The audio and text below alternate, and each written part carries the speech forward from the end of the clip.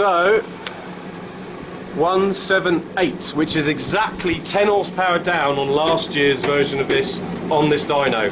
But it's really hot. Yeah. It's really humid. So we reckon another 3 or...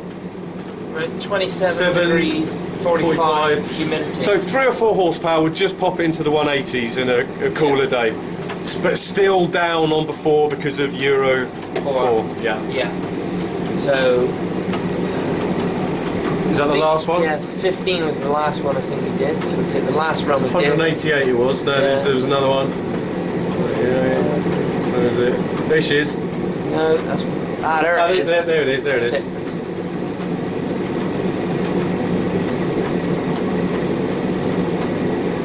There we go. Right, so actually, shit, oh crap. When you look at it like that, that is quite a difference, isn't it? Yeah. And that's Euro 4 for you people. Yay!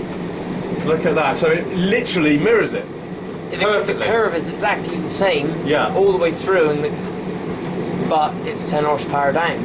It is 10 horsepower down, a few noddy meters of torque. Again, 10 horsepower now, it might be a bit less on a cooler day. Yeah. Yeah, definitely. So it probably will make 180 still. It's 180. Yeah, it's horsepower. a 180 bike, but it's amazing how much power we're losing. Yeah. I honestly thought that this would still, I don't know why, but I had an idea that it would smash it. Yeah. But I mean, it has still smashed the, put this next to the Suzuki, the new Suzuki GSX-R. Take the old 188 off. Now let's put the new Suzuki. Right, let's try and find it now.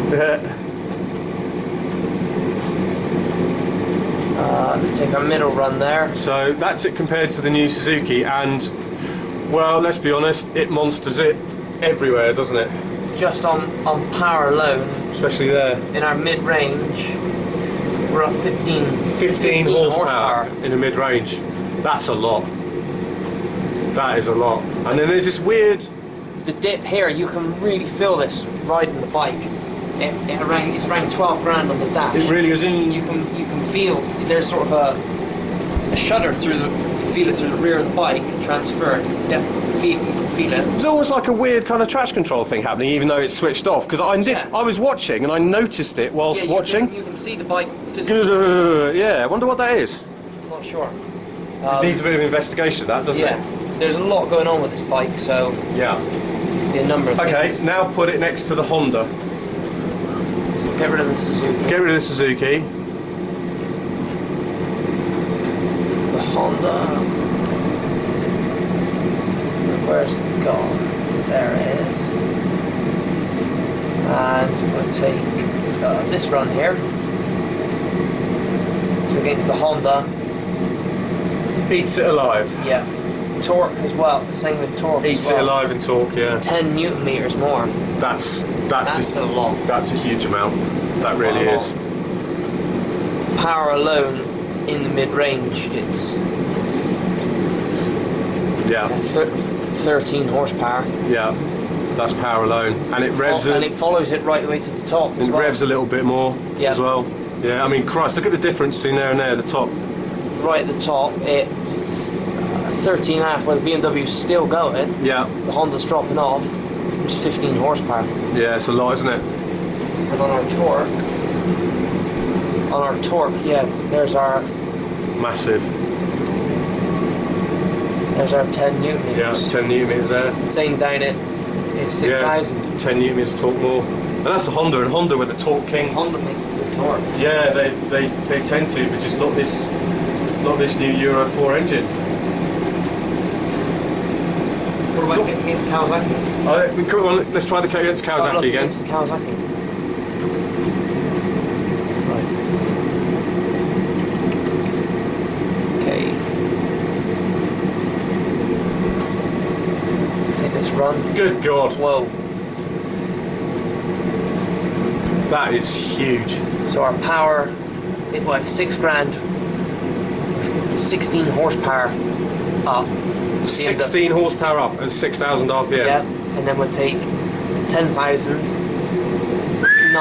nearly 20 horsepower. Nearly 20 horsepower up at 10,000 RPM. That's crazy. Yeah. That is absolutely. What about torque? Let's have a look at the torque. Torque. Oh dear Lord.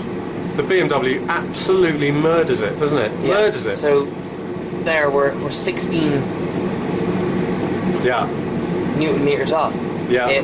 What about there? That looks 9.7. even bigger. Just there. So down at 6. 20. 6.25. Yeah, 20 Newton. 20 Newton meters difference. That's an entire small bike, Yep. isn't it? That's a little small bike's worth of torque difference between these two. And the BMW revs to 14,000.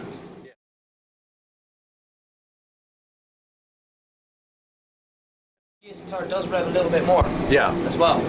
Now, one thing I will say though is, and this is a true point about a lot of these Euro 4 bikes, including the BMW, is, as we know, if you stick a full exhaust on that Kawasaki and give it a map, you're looking at 190 horsepower At on this dyno. Yeah, on this dyno at the wheel. And the BMW likewise, you stick a full system on this. You stick in 10 horsepower So- on most of them. In many ways, whilst Euro 4 has made us lose loads of horsepower, what was happening though was when you were putting full exhaust systems on and mapping, you weren't actually getting as many horse you used to. So we've kind of gone back to the old days where by investing, you actually get loads of power back. Yeah.